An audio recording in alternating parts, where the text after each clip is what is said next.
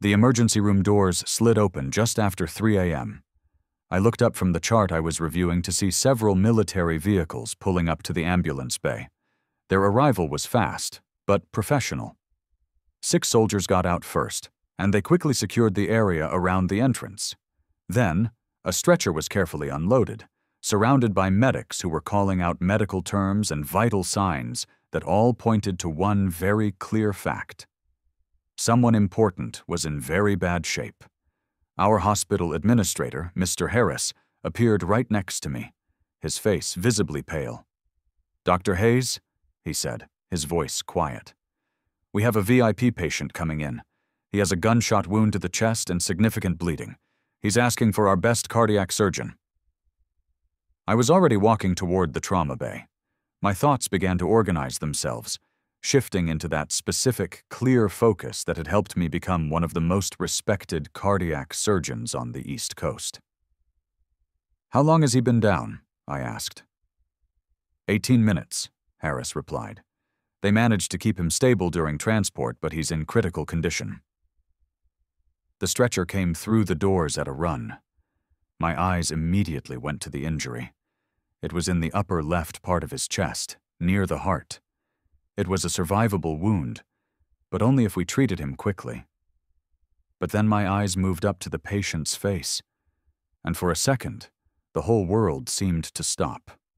It was General Robert Vance.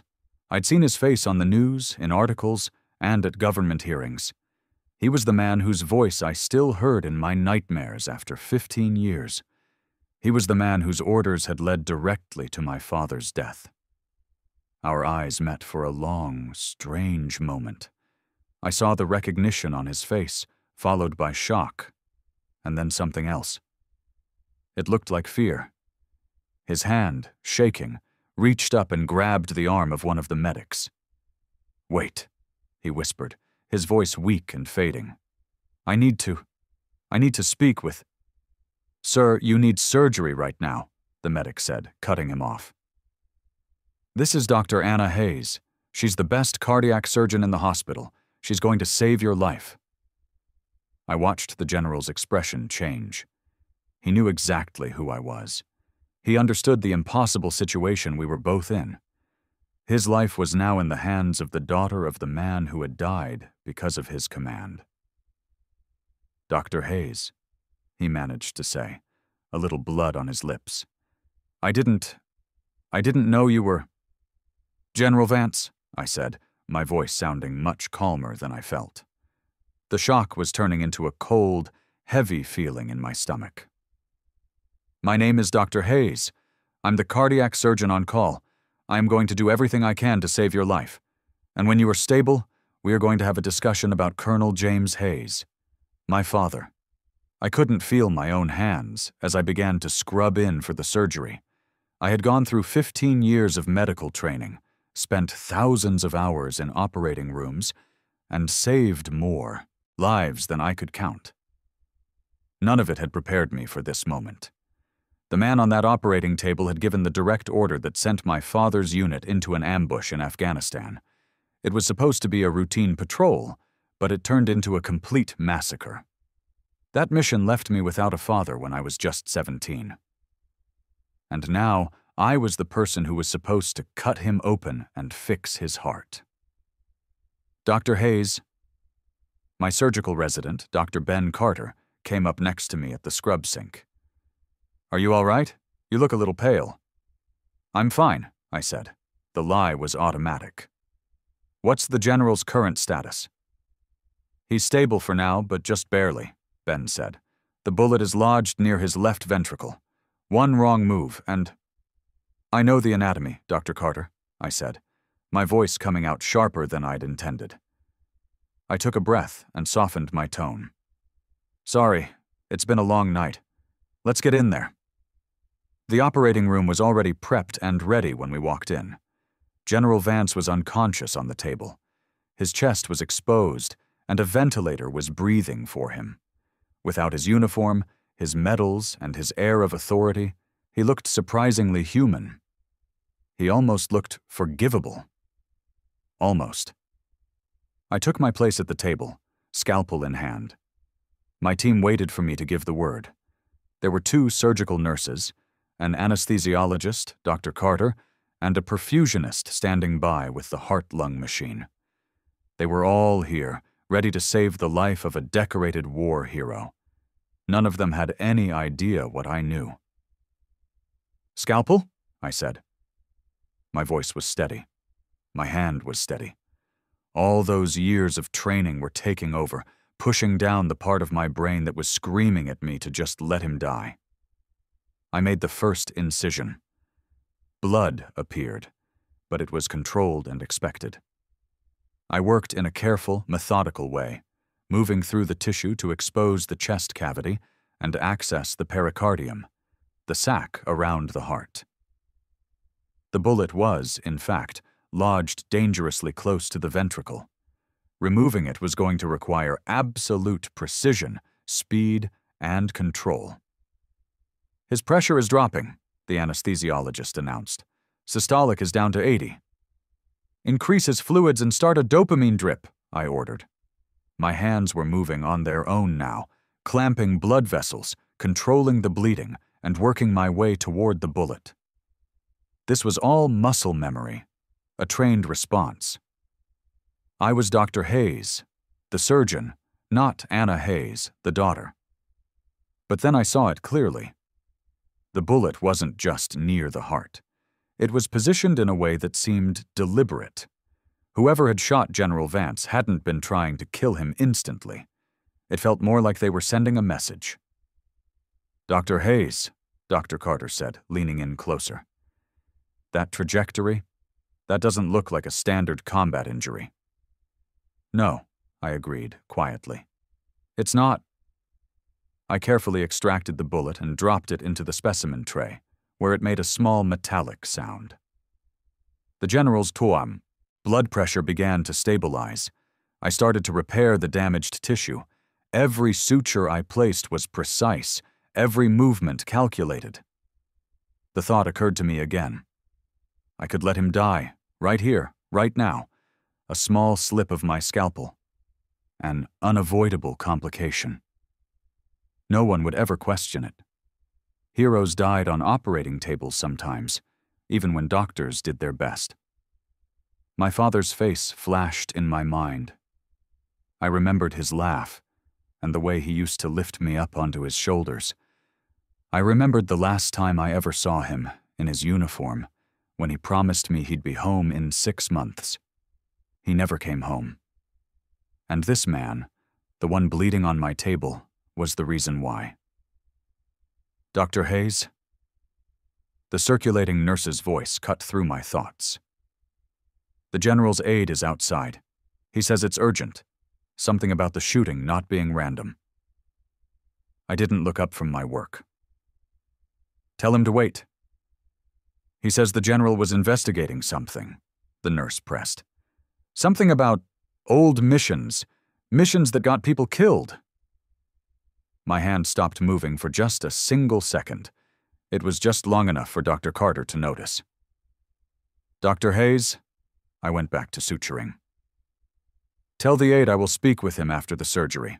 Right now I have a patient to save." But my mind was racing. Old missions. The general had been investigating something from the past. Something connected to missions that got people killed. Missions just like the one that killed my father. The heart monitor continued its steady, rhythmic beep. The general's pressure was holding. I closed the pericardium and began the process of closing his chest. I was professional, efficient, the perfect surgeon. And the entire time, I couldn't stop wondering, was I saving the man who had killed my father? Or was I saving the only person who could tell me the truth about how he really died? The general's fingers twitched. His eyes fluttered.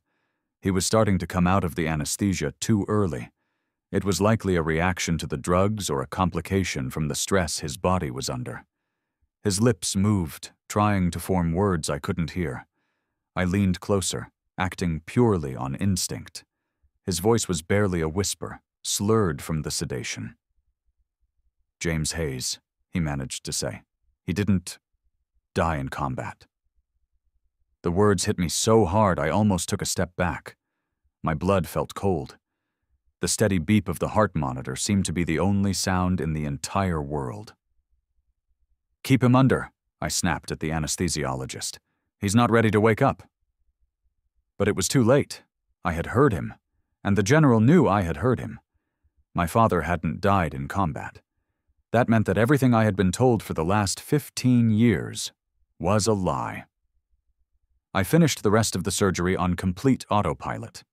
I closed the incision, checked his vital signs one last time, and gave the post-op orders to Dr. Carter. My voice sounded like my own, but it felt disconnected from my body. The general was stable. He was going to survive. And I had absolutely no idea if that was the right thing or not. The scrub room was empty when I finally escaped to it. I pulled off my gloves, my surgical mask, and my gown with hands that wouldn't stop shaking. I looked in the mirror and saw a stranger. I was pale, exhausted, and my eyes looked too wide. My father's eyes. Everyone had always told me I had his eyes. James Hayes didn't die in combat. What could that possibly mean? Friendly fire? An accident that they had covered up? Or was it something much worse? The door opened behind me. I turned and saw General Vance's aide, a young major with a very rigid posture and a worried look on his face. His name tag read Evans. "Dr. Hayes," he said. "I need to speak with you. It's about the general." "He's stable," I said automatically. "He'll be in recovery for—" "It's not about his medical condition, ma'am." Major Evans glanced back at the door and lowered his voice. "The general was shot 4 hours ago, just as he was leaving a secure records facility. He had been accessing classified files, old mission reports from Afghanistan, from around 2010. That was the year my father died." "What does that have to do with me?" I asked, keeping my voice as neutral as I could. "The general told me that if anything happened to him, I should find you, Dr. Anna Hayes. He said, 'You deserve to know the truth.'" Major Evans pulled a small flash drive from his pocket. "He was carrying this when he was shot. I haven't looked at it. He said that only you should see it." I just stared at the small device. Everything I had wanted to know for 15 years was possibly on that tiny piece of plastic. "Why would he want me to have this?" "I don't know, ma'am, but he was very clear. He said he owed it to your father." Major Evans placed the flash drive into my hand. "Whatever is on there, it's worth killing for. Someone shot the general to stop him from exposing it, which means you're in danger now, too." The flash drive felt heavy in my hand. It felt dangerous. I closed my fist around it. "The general is in ICU room 7, I said. "He'll be unconscious for at least 6 more hours. I want armed guards on that room. No one gets in or out except for authorized medical staff." "It's already done," Evans said. "But Dr. Hayes—" He hesitated. "The general has been carrying a lot of guilt about something for years. I've served with him for 5 years, and I've never seen him this driven. Whatever is on that drive, whatever really happened to your father, I think the general was trying to make it right." After Major Evans left, I stood alone in the scrub room, just holding the flash drive. A part of me wanted to throw it away, to just flush it down a drain, and pretend that none of this had ever happened. Another part of me wanted to run to the nearest computer and learn every single terrible secret it held. Instead, I slipped it into my pocket and walked to the ICU. General Vance looked smaller in the hospital bed. He was hooked up to monitors and IV lines, his chest covered in bandages. The armed guard at his door checked my ID carefully before letting me inside. I stood at the foot of his bed, just studying the man who had been the villain in my life for so long. "Who are you?" I whispered. "A monster? A victim? Or both?" His eyes opened. They were unfocused at first, but then they sharpened with recognition and something else, something that looked like deep regret. Dr. Hayes. His voice was hoarse from the breathing tube. You saved my life. It's my job. Even when the patient is responsible for your father's death? The bluntness of his question caught me off guard. I moved closer to the bed. Did you know when they brought you in? Did you know that I was James Hayes' daughter? Not at first, he rasped. But when I saw your face, you looked just like him. Same eyes, the same expression he had when he questioned my orders. My father questioned his orders. He was the only one brave enough to, the general whispered. His eyes closed for a moment. The mission that killed him, it was based on faulty intelligence. I knew it. Your father knew it. But I sent him in anyway, because I was ordered to, and I always followed orders, even when they were wrong. A flare of anger went through my chest. You sent him to die. I sent him into a trap, he corrected, his eyes meeting mine. There's a difference, and I have spent the last 15 years trying to expose the people who gave me those orders. The people who used soldiers like your father as expendable pieces in operations that had nothing to do with protecting this country. I pulled the flash drive out of my pocket. Major Evans gave me this. He said you wanted me to have it. The general's expression shifted. I saw relief, but it was mixed with fear. Then you know, I was shot on purpose. Someone doesn't want that information to get out. What's on it? The truth, he said. About Operation Red Sand, the mission that killed your father and 19 other soldiers. The mission that was never about Taliban insurgents or weapons, like the official report said. He paused, taking a breath to gather his strength. It was about covering up an illegal arms deal, and your father found out. The room felt like it was tilting. I had to grab the bed rail to steady myself. My father knew before the mission. He confronted me the night before, Vance said.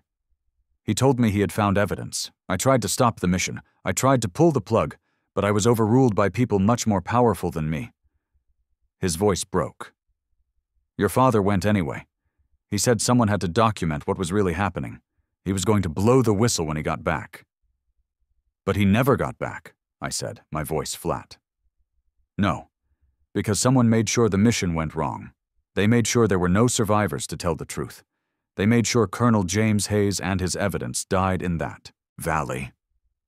The general's hand reached out toward me, trembling. I should have stopped him. I should have refused the order. I should have done something. Anything. Other than watch good soldiers die to protect corrupt politicians and defense contractors. I looked down at the flash drive in my hand. And this proves it? That's 15 years of my investigation, he said. Documents, recordings, testimony, evidence that will destroy careers and put powerful people in prison. He coughed, a hard, painful sound. It's also the reason someone wants me dead, and now that you have it, they'll want you dead too. The monitor next to his bed began to beep faster. His blood pressure was rising. The stress was affecting his recovery. I knew I should calm him down, tell him to rest. But I needed answers more than he needed comfort. Why give this to me? Why not go to the authorities? Because the authorities are compromised, he said, because I don't know who I can trust anymore. His eyes held mine. But your father, he trusted you. He talked about you all the time. His brilliant daughter who wanted to be a doctor, who would save lives instead of taking them. He was so proud of you. Tears started to burn in my eyes. I hadn't cried about my father in years. I had built up so many walls around that grief. Now, all of those walls were starting to crumble. He would have wanted you to finish what he started, the general continued. He would have wanted the truth to come out. And I owe him that. I owe you that. Before I could say anything, the door to the ICU room burst open. A doctor I had never seen before walked in, moving past the guard with a confidence that seemed out of place. But something was wrong. His timing, his sense of urgency, the way his eyes went straight to the general's IV line. "Excuse me," I said sharply. "Who are you?" He turned, and I saw something in his eyes. It wasn't medical concern. It was something cold and calculated. "Dr. Reed," he said, "consulting physician. I'm here to check on the general's cardiac function." I had never heard of a Dr. Reed, and visiting doctors don't just bypass the main nursing station to see a post-op cardiac patient. My hand moved to the emergency call button on the wall. "I'm the surgeon on this case. No one ordered a consult." The man's expression changed. He reached into his coat, and I knew with total certainty that he was not reaching for a stethoscope. I was already moving. I slammed my hand on the panic button, and at the same time, I positioned myself between the intruder and General Vance. "Security," I shouted. "Code Silver, intruder in ICU 7. The man pulled a syringe from his coat. It was large, and it was full of a clear liquid that was definitely not medicine. His eyes met mine, and in that moment, I understood. This was how General Vance was supposed to die. A complication during his recovery. An injection that would stop his heart and be blamed on the surgery. And I was the only person standing in his way. The fake doctor lunged toward the IV line. I grabbed his arm without thinking, my adrenaline completely taking over. The voice in my head screaming that I was a surgeon, not a security guard, was drowned out. His other hand swung toward my head. I ducked just in time, and his fist hit the wall behind me with a solid thud. "Guards!" I yelled again, louder this time. The general's eyes were wide with alarm, his own hand fumbling for the call button on his bedrail. The monitors around us were all blaring, his heart rate spiking from the stress. The intruder shoved me hard. I stumbled backward and crashed into the equipment cart.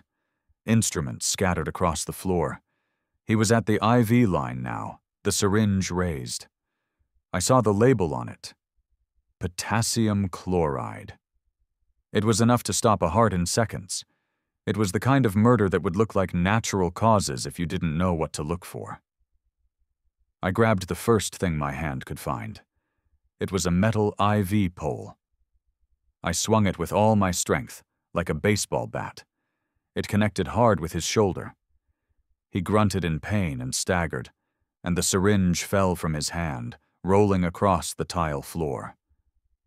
For 1 second, we both just stared at it.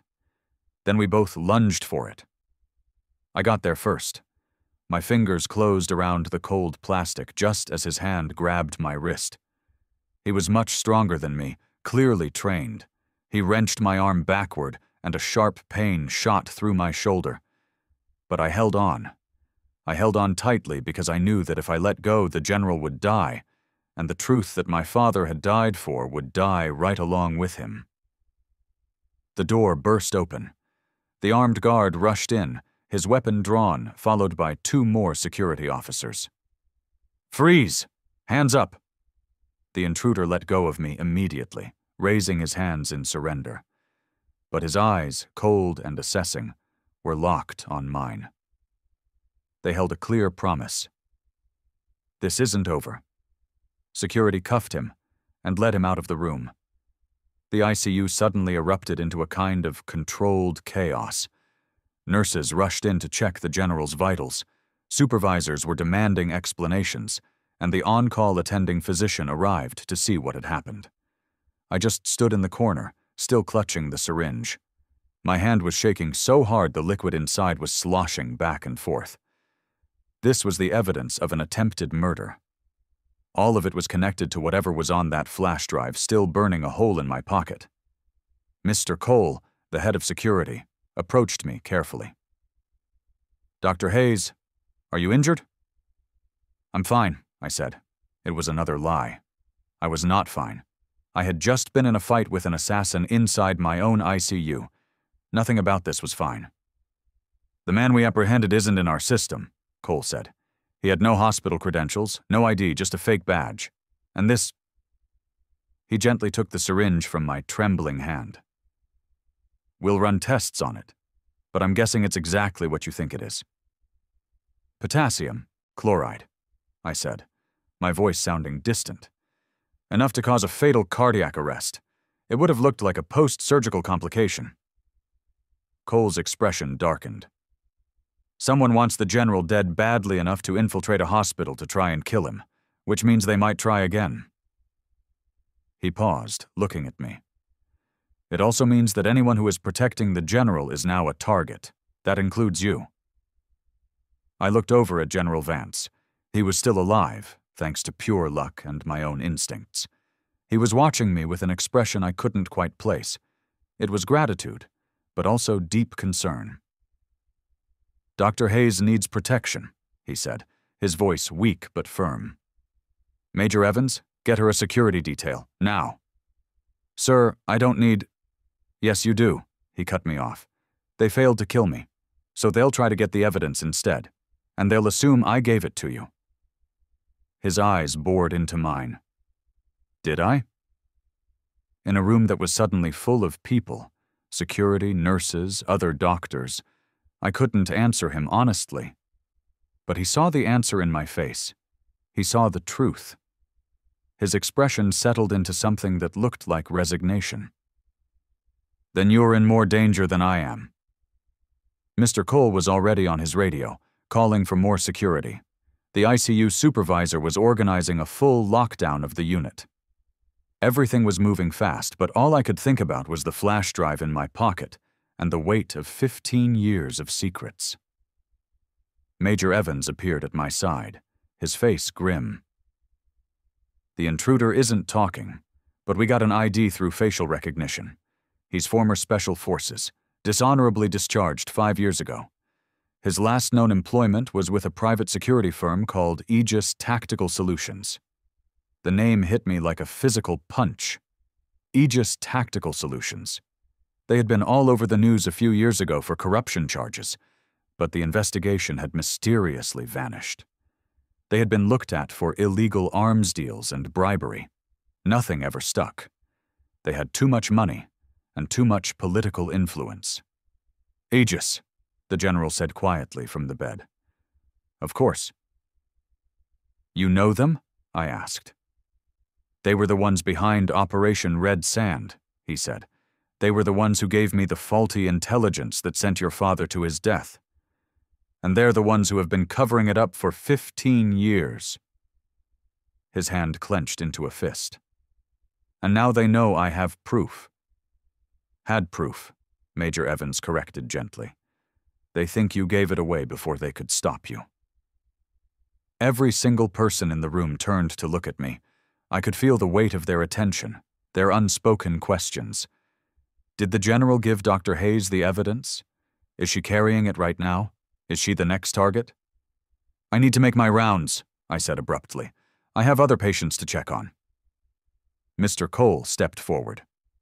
Dr. Hayes, I'm assigning Officer Thompson and Officer Hayes to stay with you for your protection.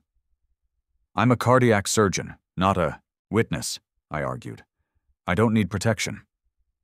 With all due respect, Doctor, you do, Cole said firmly. The moment that assassin identifies you as the person who stopped him, Aegis will assume you're protecting the general's evidence.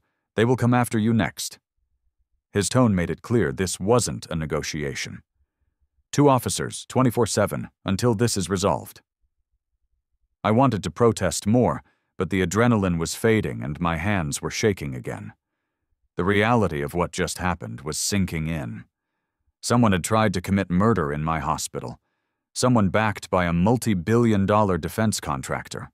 And I was standing right in their way. Fine, I said, but they stay outside the exam rooms. My patients deserve privacy. Agreed. I left the ICU with 2 armed officers walking on either side of me. I felt like a prisoner or a politician. I wasn't sure which. The hospital, my hospital, suddenly felt different. Every corner seemed like a threat. Every face I didn't recognize seemed like a possible assassin. My safe place, my world of science and healing, had become a war zone. In the surgeon's lounge, I finally got a moment to myself. I locked myself in the adjoining bathroom, pulled out the flash drive, and just stared at it. 15 years of investigation, proof of a massive conspiracy, evidence that could destroy powerful people. All of it here, all because my father had been brave enough to question orders and document the truth. My hands were still trembling as I plugged the flash drive into my phone. The files slowly loaded. There were mission reports, photographs, scanned documents, audio recordings, and email chains between Aegis executives and military officials. There were bank records showing huge payments, and right in the middle of it all, a video file labeled J. Hayes Final.mp4. My father's name, his final report. I clicked play. The screen filled with my father's face. He looked younger than I remembered him, wearing his combat uniform, his expression serious. Behind him, I could see the mountains of Afghanistan. "My name is Colonel James Hayes," his voice said. My chest felt tight. It had been 15 years since I'd heard that voice. "If you're watching this, it means I didn't make it back from tomorrow's mission, and it means someone needs to know the truth about Operation Red Sand." He explained everything. The fake intelligence, the Aegis contractors who had fed it to command, the illegal arms shipment they were trying to cover up, the evidence he had gathered, the threats he'd received to stay quiet.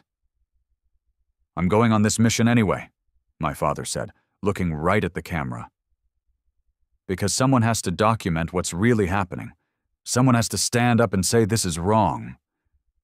He paused, and his expression softened. "Anna. Katybug. If you're watching this, I'm sorry. I'm sorry for leaving you. I'm sorry for not being there. But I couldn't live with myself if I stayed silent. Some things are worth dying for. The truth is one of them." The video ended. I just sat there on the bathroom floor, tears streaming down my face, clutching my phone. My father had known.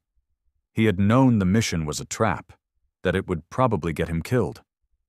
And he went anyway, because he believed in something bigger than himself. And General Vance had let him go.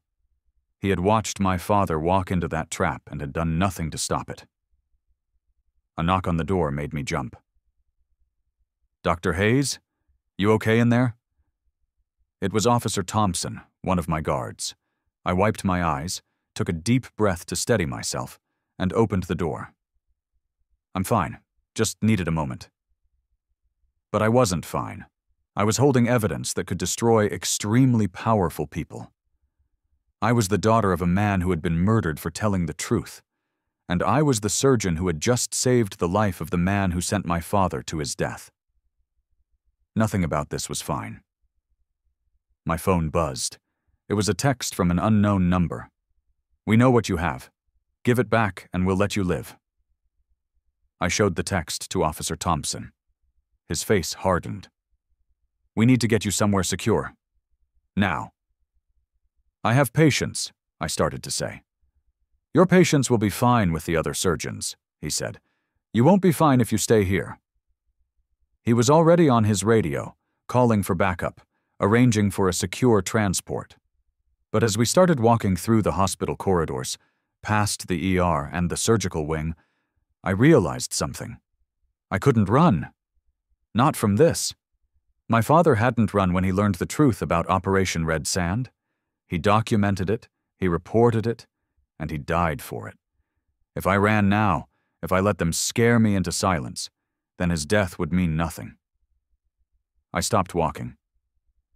Officer Thompson turned, confused. "Dr. Hayes." "Take me back to the general's room," I said. "We need to talk." General Vance's room was under heavy guard when I got back. He looked stronger now, more alert. His eyes were sharp, even with the pain medication. "You watched it," he said. It wasn't a question. "My father knew," I said, my voice level. He knew he was walking into a trap, and you knew it too. Why didn't you stop him?" "I tried," he said. "I went to my superiors. I told them the intelligence was compromised.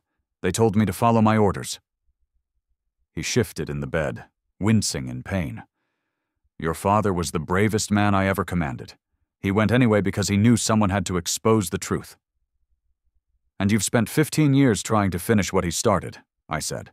15 years collecting this evidence, building a case, waiting for the right moment." "I was shot leaving the Congressional Oversight Office," he said. "I was scheduled to testify tomorrow morning." I pulled out my phone and showed him the threatening text message. "They know I have the evidence." "Then we accelerate the timeline," he said. He gestured to Major Evans, who was standing quietly in the corner. "Evans, contact Senator Williams. Tell her we're moving now." "Sir, you're in no condition to—" "I don't need to be in condition," Vance cut him off. "I just need Dr. Hayes to deliver the evidence while I'm still alive to confirm it." He looked at me. "Your father died trying to expose Aegis.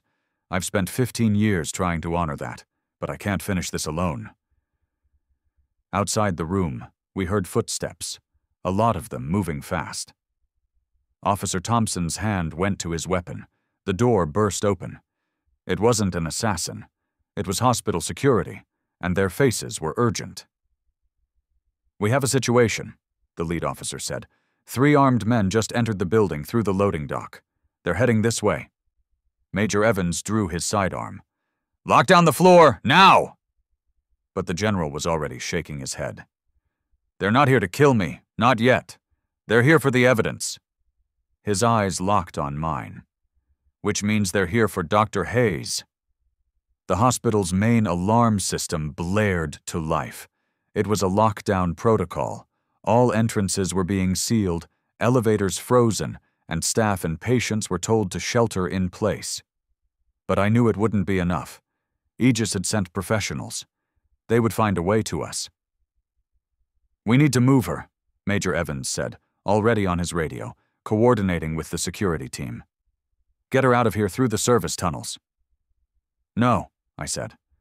I was surprised at how firm my own voice sounded. "Running just delays it. They'll keep coming until they get what they want."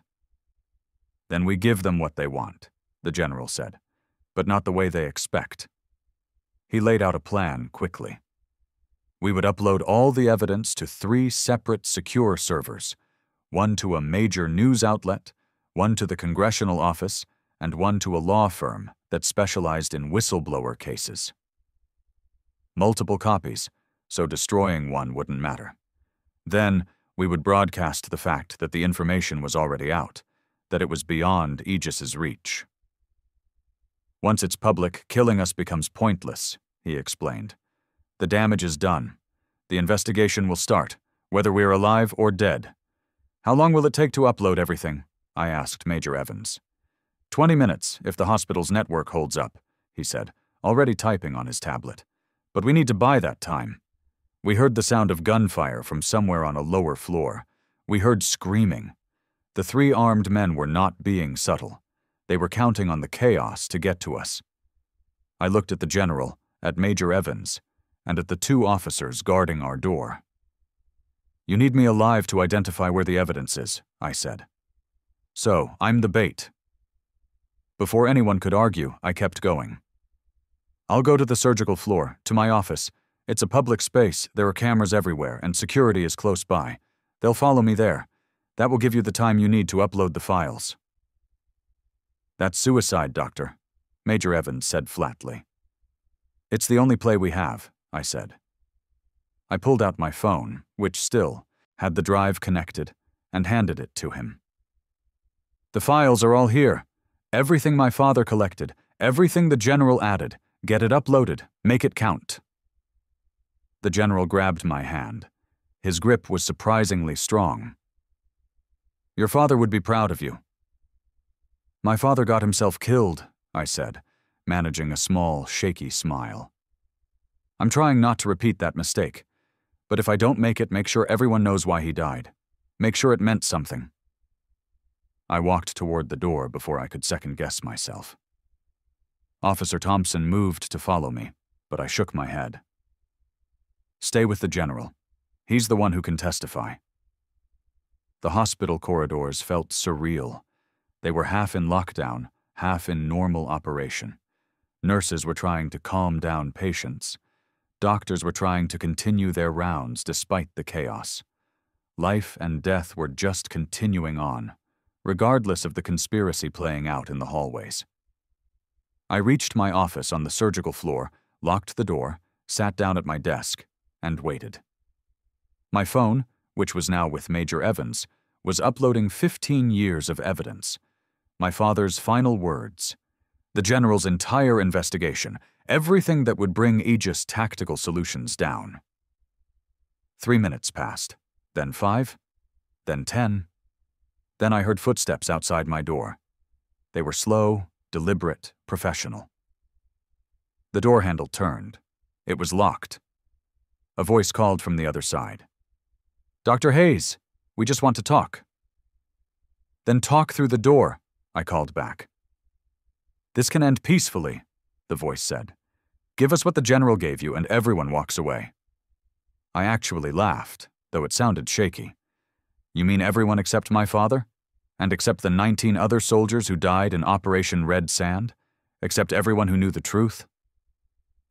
There was a silence. Then, "Your father was a complication. He should have stayed quiet."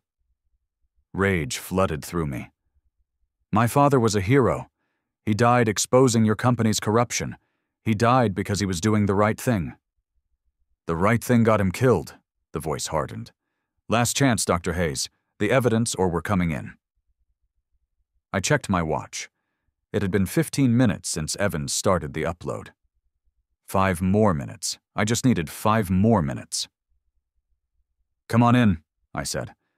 "Let's see how breaking into a hospital and threatening a doctor plays on the security cameras." There was a pause. Then I heard a small sound as they attached something to the lock. They were coming in. I was out of time. The door burst inward. 2 men came in, weapons drawn but pointed at the floor. They were here for intimidation, not execution. Not yet. A third man stayed in the hallway, watching for security. "Where is it?" the lead man asked. He looked to be in his late 40s, with a military posture. He scanned my office. "Where's what?" I asked, standing up, keeping my desk between us. "Don't play games. The general's evidence. The files he was carrying when we shot him." "You mean when you tried to murder him?" I said. "Let's be clear about what we're talking about." His expression didn't change. "Your father made the same mistake. He thought his moral superiority would protect him. It didn't." My hands clenched into fists. "My father exposed the truth about Aegis's illegal operations. That's not moral superiority. That's just doing the right thing." "The right thing got him killed," the man said. He started to move around the desk. "And the same thing is going to happen to you if you don't cooperate." Behind him, through the window of my office, I saw them. Security, but not hospital security. These were Capitol Police, federal agents, people with real authority. Major Evans must have uploaded enough. Help was here. I just had to stay alive for 30 more seconds. "You want the evidence?" I asked. I reached for my bag slowly, watching his weapon track my every move. "It's not here." "Where?" "Everywhere," I said. I smiled, despite the fear that was making my heart pound. "Senator Williams' office, the Washington Post, the FBI Whistleblower Division. Your bosses at Aegis might want to check the news in about..." I glanced at my watch. 3 minutes. His face changed. I saw rage, then fear, then the sudden realization that he had failed. His weapon came up. It was no longer pointed at the floor. It was pointed directly at my chest. The office door burst open again. "FBI, hands up! Drop your weapons!" Federal agents swarmed the room, their own weapons drawn, shouting commands. The Aegis operatives froze. Then, slowly, they lowered their weapons. They had lost. The evidence was out. It was unstoppable now, spreading through secure servers and government offices. Operation Red Sand was about to be public knowledge. Aegis Tactical Solutions was about to face everything it had tried to bury for 15 years. A female agent approached me, her badge identifying her as FBI. "Dr. Hayes, are you injured?" "I'm fine," I said, my voice shaking. "But General Vance needs protection, and Major Evans." "Both are secure," she said. "The General's official testimony is being recorded as we speak." She gestured to her team, who were cuffing the Aegis men. "You did good work here, Doctor. Your father would be proud." Everyone kept saying that. But I wouldn't know if it was true until this was all finished. Until Operation Red Sand was fully exposed and the people responsible for it were held accountable. "I need to see the General," I said. "We'll escort you." General Vance looked exhausted when I got back to his room, which was now full of federal agents and military police. But his eyes were clear and focused. He had given his testimony. The truth was, finally, officially on the record. "Dr. Hayes," he said, gesturing for me to come closer. "It's done. Everything has been documented, corroborated, and submitted to the Senate Oversight Committee. Aegis executives are being arrested as we speak. The military officials who covered it up are next." "And my father?" I asked, my voice breaking just a little. "Does everyone know what he did? What he sacrificed?" "Your father," the general said, "is being posthumously awarded the Medal of Honor for his actions. He will be recognized as the whistleblower who exposed one of the biggest defense contractor conspiracies in modern history." The general's hand reached for mine. "I'm sorry I couldn't save him. I'm sorry I didn't have his courage 15 years ago. But I promise you, his sacrifice will not be forgotten." Tears blurred my vision. "Thank you," I whispered. "No," he said. "Thank you, Doctor, for saving my life, for finishing what your father started, for being brave enough to risk everything for the truth." He paused. "Colonel James Hayes raised an extraordinary daughter. I just wish he could have lived to see it."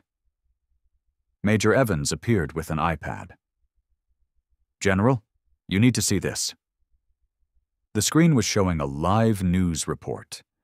It was the breaking story about Operation Red Sand, about Aegis's corruption, about the cover-up that had lasted for a decade and a half. My father's photograph filled the screen. His story was being told to millions of people. He was being called a hero, a whistleblower, a patriot. It was the validation I had wanted my entire life. Not for me, but for him. "What happens now?" I asked. "Congressional hearings, criminal trials, reform," the general said. He gave me a tired smile. "Justice. Finally." I nodded, feeling the weight of 15 years finally start to lift from my shoulders. My father's death had meaning. His sacrifice had not been for nothing, and I had been a part of honoring his legacy. I had finished the mission he started in that valley in Afghanistan so long ago. Sometimes saving a life meant doing more than just surgery. Sometimes it meant fighting for the truth. "Get some rest, General," I said. "You've earned it." "So have you, Dr. Hayes." His expression softened. "Your father would be very proud." This time I believed it. 3 months later, I stood in Arlington National Cemetery, beside my father's grave. The Medal of Honor ceremony had taken place that morning. It was formal, emotional, and attended by senators, generals, and my mother, who had finally learned the real truth about how her husband had died. The headstone had been updated. It no longer just said Colonel James Hayes died in combat. Now it read, Colonel James Hayes, Medal of Honor, whistleblower, hero. General Vance approached me. He was walking with a cane, but otherwise, he had made a full recovery. He had testified before Congress for 12 straight hours, and his words had helped dismantle Aegis's entire operation and expose the officials who had enabled them for so long. "Dr. Hayes," he said, standing beside me, looking at the grave. I wanted you to know, the military has implemented a new series of whistleblower protections. They're naming them the Hayes Protocols. So what happened to your father can never happen again. I touched the cold marble of the headstone. He would like that. I also wanted to apologize, he said. Properly, not as the general who gave the orders, but as the man who should have had the courage to refuse them. His voice roughened. I failed your father. I failed those soldiers. I've spent 15 years trying to make it right, but I can never undo what happened. No, you can't, I said, looking at him. But you honored his sacrifice. You finished what he started. That matters. We stood in silence for a moment, two people connected by a tragedy, and, finally, by the truth. Then the general placed something on the grave. It was a folded flag, his own service medals, and a handwritten letter. I told him everything, he said quietly, about the investigation, about your courage, about how his daughter saved my life and helped expose the truth. He paused. I told him he raised someone extraordinary.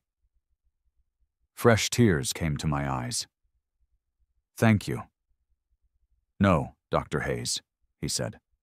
Thank you for being brave enough to finish this, for not letting fear silence you, for proving that sometimes the greatest courage isn't about fighting enemies. It's about standing up for what's right, no matter what it costs. He gave my father's grave a formal, perfect military salute. Then he turned and walked away, leaving me alone with my thoughts, my memories, and my father's legacy. I knelt beside the headstone and placed my hand on the cold marble. I finished it, Dad, I whispered. Operation Red Sand is exposed. Aegis is done. Your story is being told. Everyone knows what you did, what you sacrificed. My voice broke. I'm so proud to be your daughter. The wind moved through the trees, and somewhere nearby, a bugler played taps for another fallen soldier. My father had died 15 years ago, murdered for trying to expose corruption. But his death was no longer meaningless. His courage had sparked an investigation that brought down one of the most powerful defense contractors in the world. His sacrifice had led to reforms that would protect future soldiers. And his daughter had finally learned what it meant to be truly brave. It wasn't about being fearless. It was about being willing to act despite the fear. I stood up, brushed the tears from my cheeks, and walked toward the cemetery gates. Behind me, my father's grave stood among thousands of others. Heroes, all of them. And now, finally, my father's true story was among them. It wasn't buried in classified files or covered up by corrupt officials. It was honored, remembered, and told. My father had taught me that some battles aren't fought with weapons, but with the courage to stand up when everyone else stays silent. I would spend the rest of my life making sure that lesson was never forgotten.